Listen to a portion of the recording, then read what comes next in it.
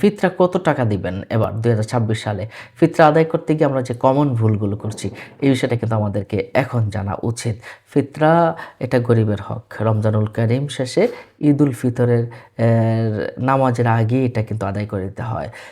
এটা গরিবের হক, এটা অবশ্যই আপনাকে দেওয়া উচিত। আপনি যদি স্বাধীন হয়ে থাকেন, মুসলমান হয়ে থাকেন, নেশাব পরিমাণ সম্পদের মালিক হয়ে থাকেন, ওই সকালবেলাতেই যদি হয়ে থাকেন, তাহলে আপনাকে অবশ্যই ফিতরা আদায় করতে হবে। আপনি আপনি যদি বাড়ির গার্জিয়ান হন, তাহলে আপনার অধীনস্থ যারা আছে সবার ফিতরা আপনাকে দিতে হবে। সন্তানের, স্ত্রী, স্বামীর, বাবা-মার সবার ফিতরাটা কিন্তু আপনাকে দিতে হবে। তো রমজানের রমজানের ফিতরা আমরা কী জন্য দিব?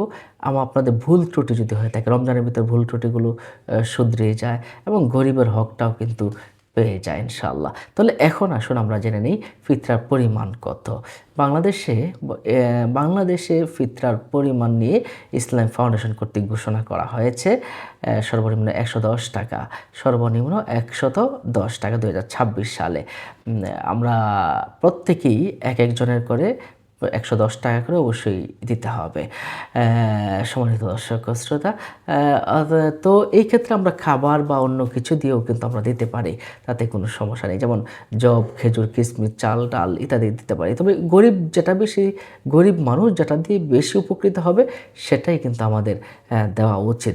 যেমন টাকা দিলে তারা বেশি উপকৃত হয়, তারা বিভিন্ন রকম কাপড়-চোপড় কিনতে পারে, অন্য খাবারও কিনতে পারে। টাকা দিয়ে আমাদের হানাফি মাযহাবে উত্তম বলেছেন। যদিও অন্যান্য মাযহাবে খাবারের কথাও রয়েছে। যদি খাবার দিয়েও গরিবরা উপকৃত হয়, তাহলে অবশ্যই খাবার দিতে পারেন। তো টাকা দিলে সহজেই তারা অন্য কিছু কিনে নিতে পারবে। আপনি গরিব, মিসকিন, ঋণগ্রস্ত, মুসাফির যাদেরকে জাকাত দেওয়া যাবে তাদেরকেই কিন্তু ফিতরা দেওয়া যাবে। তবে নিজের মা, বাবা, নিজের সন্তান, স্বামী, স্ত্রী, ধনী ব্যক্তিদেরকে জাকাত কিন্তু দেওয়া যাবে না। এই ভুলটা কিন্তু অনেকেই করে থাকে। আরেকটা ভুল করে থাকে যে ধনী ব্যক্তিকে, যারা জাকাত পাওয়ার যোগ্য নয়, তাদেরকে কিন্তু দেওয়া যাবে না। নিশ্চয়ই বিষয়টা বুঝতে পারছেন। আরেকটা ভুল করে থাকে যে শিশু আছে ঘরে, শিশুর কথা বেমালুম ভুলে যায়, তারও কিন্তু গার্জিয়ান, তার পক্ষ হয়েও কিন্তু আপনাকে ১১০ টাকা অবশ্যই ফিতরা এবার আদায় করতেই হবে। না দিলে আপনি গুনাহগার হয়ে যাবেন। রোজার ত্রুটি এবং গরিবদের ঈদের আনন্দ যেন শতগুণ বেড়ে যায়, এজন্য আপনাকে ফিতরা কিন্তু দিতেই হবে। ঋণ যদি থাকে তাহলে আপনাকে ফিতরা দিতে হবে না। এখন ঋণ কতটুকু বাদ? ঋণ বাদ দেওয়ার পরে যদি নিসাব পরিমাণ সম্পদ আপনার ঘরের ভিতরে থেকে যায়, তাহলে কিন্তু আপনার ফিতরা দিতেই হবে। তো এই বিষয়টা কিন্তু আমরা আরেকটা জিনিস করি যে আত্মীয়কে ফিতরা দেওয়া যাবে কিনা? হ্যাঁ, অবশ্যই আত্মীয় স্বজনকেই ফিতরাটা দেওয়া উচিত।